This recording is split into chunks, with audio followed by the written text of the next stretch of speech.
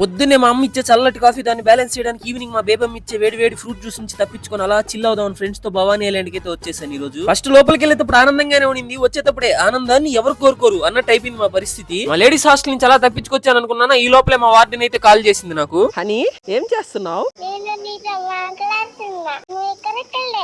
కాఫీలో చీమ పడితే చీమను తీయకుండా చీమల ముందు కలిపి తాగిచ్చేసే రకం హనీ. అలాంటి హనీకి ఈరోజు హ్యాండ్ ఇచ్చి మనం అయితే వచ్చేసాము. సడన్ గా తమన్నా లెక్క ఓన్ ట్యూన్లు కొడుతున్నాను ఏంది అనుకుంటున్నారా? ఎదురుగా లేడీస్ ఉన్నారు, వాళ్ళ ముందర పోజులు కొడుతున్నా.